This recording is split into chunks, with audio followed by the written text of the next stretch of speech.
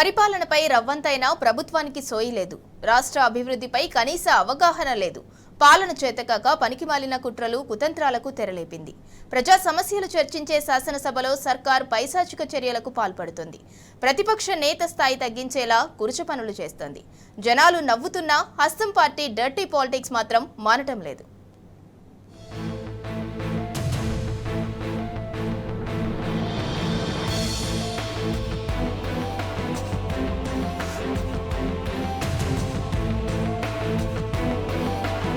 కాంగ్రెస్ పార్టీకి పరిపాలనపై ఈసమెత్తు అవగాహన లేదు.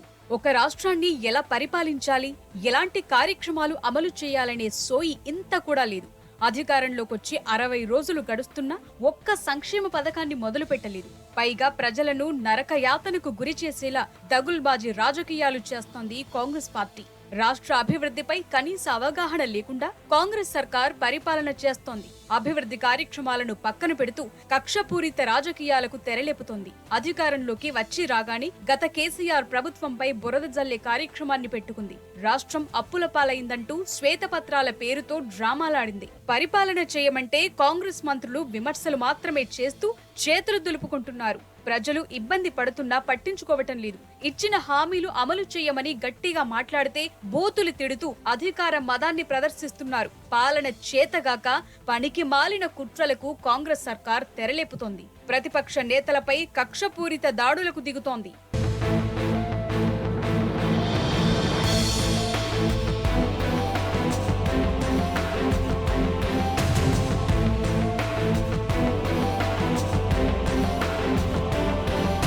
పాలన కంటే కక్ష సాధింపు చర్యలకే అధిక ప్రాధాన్యమిస్తోంది కాంగ్రెస్ ప్రభుత్వం. ఎన్నో ఏళ్ల నుంచి కొనసాగుతూ వస్తున్న సంప్రదాయాన్ని తుంగలో తొక్కింది. బీఆర్ఎస్ పై కాంగ్రెస్ సర్కార్ కక్ష సాధింపు చర్యలకు దిగింది. అసెంబ్లీలో ప్రతిపక్ష నేత కేసీఆర్ ఛాంబర్ ను కాంగ్రెస్ సర్కార్ మార్చేసింది. ఏళ్ల తరబడి ప్రతిపక్ష నేతకిస్తున్న కార్యాలయాన్ని కాకుండా చిన్న రూమ్ ను కేటాయించింది.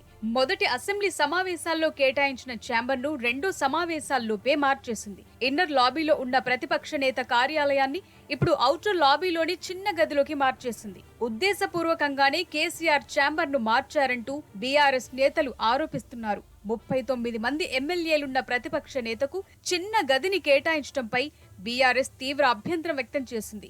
ఇదే విషయంపై బీఆర్ఎస్ ఎమ్మెల్యేలు స్పీకర్ గడ్డం ప్రసాద్ ను కలిసి తమ అభ్యంతరాలను వ్యక్తం చేశారు.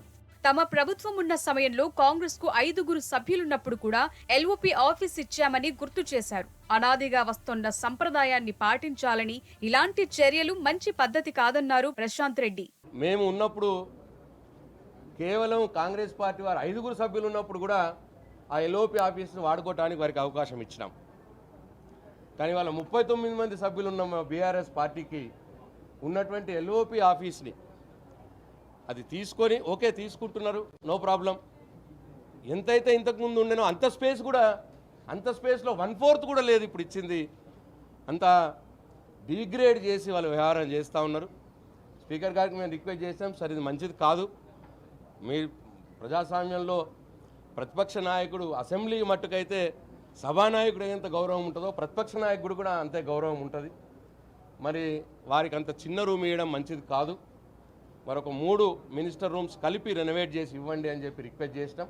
కాంగ్రెస్ పార్టీ తన అధికార మదాన్ని చూపిస్తోంది. బీఆర్ఎస్ ఎమ్మెల్యేలు గెలిచిన చోట ప్రోటోకాల్ పాటించడం లేదు. ఓడిపోయిన ఎమ్మెల్యేల చేత, ఆ పార్టీ సీనియర్ నేతల చేత ప్రభుత్వ కార్యక్రమాలను అమలు చేయిస్తుండటంపై బీఆర్ఎస్ నేతలు అభ్యంతరం వ్యక్తం చేస్తున్నారు.